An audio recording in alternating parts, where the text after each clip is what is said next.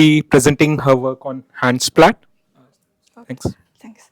Hi everyone, I'm Yilan Dong. I'm a PhD student from Queen Mary University of London. So today I'm going to talk about a recent project I'm working on called HandSplat, embedding driven Gaussian splatting for high fidelity hand rendering.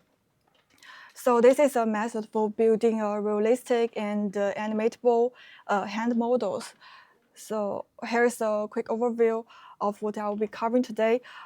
First, talk about the task, then I will go over the motivations of our method, and followed by a detailed breakdown of my main components. Then I will show you some quantitative and qualitative results. Okay, so what exactly are we doing here? We are given a set of multi-view images along with their hand pose and the camera parameters. So our goal is to train 3D hand models, 3D animatable hand models, so we can render them in novel views and novel pose. Well, we notice a few limitations in current 3D Gaussian splatting-based method. First is the non-rigid motions. Well, as you know, hand is not a rigid object, so how to model their non-rigid motion is quite important. Well, current methods like this one, the first figure, Gaussian, they ignore the non-rigid motion.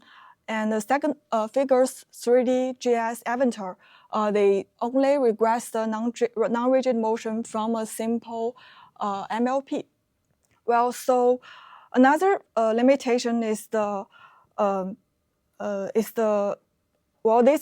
an idea that if the pose is similar, so you would expect their attributes is similar. So, but most methods just treat each pose as an independent object. So, and the third limitation is the densification. Well, in standard 3D Gaussian splatting, well, they only look at individual gradients. Well, in some under reconstructed regions, well, you often need more Gaussians, but they never think about the context. So to address this problem, we extend the 3D Gaussian splatting framework with three new components. First is the Gaussian embedded corrections is for modeling the non-rigid motion. And the second module is the post-condition attribute regularization. Well, it's for encourage the similar pose to have the similar attributes. And third is the local aware densification, well, which will increase the density in some under reconstructed regions. Well, we'll go through the pipeline in details. So first, you will have a hand pose in canonical space, and let's take one of the Gaussian points, CGI, and it has standard attributes like position, rotation, scaling, and color. Well, for the rigid motion, we use the linear blend scaling to deform the canonical pose to the post base. So it will also give you the deformation matrix. So for the non-rigid motion, we extend these standard attributes with two extra embeddings, one for geometry, another for appearance. Well, they will combine with this deformation matrix to form a pose-aware features. Well, after you get these features, they will help to predict the corrections. Well, the geometries help to correct the position and the covariance, and the appearance will help to correct the color. And so with this post hand, we just follow the standard process in 3D Gaussian splatting to get the rendered images. Well, also we introduced two modules, which is local aware densification. Well, the idea is quite straightforward.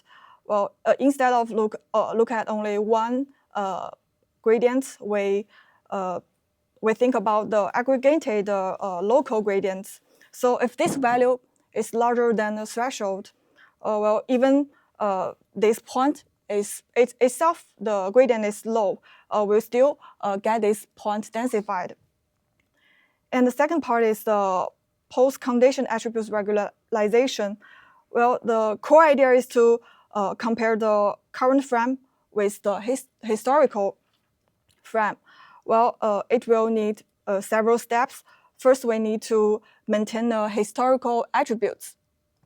So with this formula, and then we need to compute the weighting based on their similarity of the poles.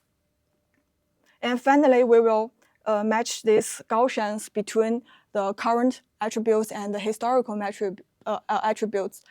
Then we can get the regularization loss. And the last step is we need to update the historical poles for the next frame. Okay, so here is some results on inter-hand 2.6 million data sites. Well, we only compare 3 methods right now, and we'll include more experiments. And here is the application study. So I will show you some qualitative results. So you can see, the biggest problem of left hand is that there has some color bias compared to the ground truth. And for the Gaussian, it has a lot of artifacts and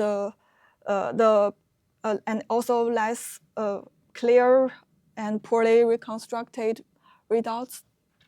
So here are some videos.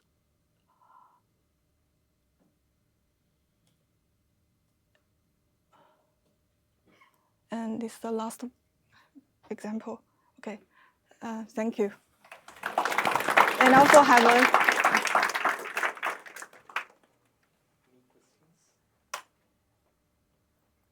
So just how robust is it against self-occlusion? Like if I close my palm and so on, how does it? Yeah, actually, that's a good question because there still have limitations because we use the Gaussian splatting and there is no specific surface boundary. So if you like bend your hand, there might be some overlap of the Gaussians. Yeah.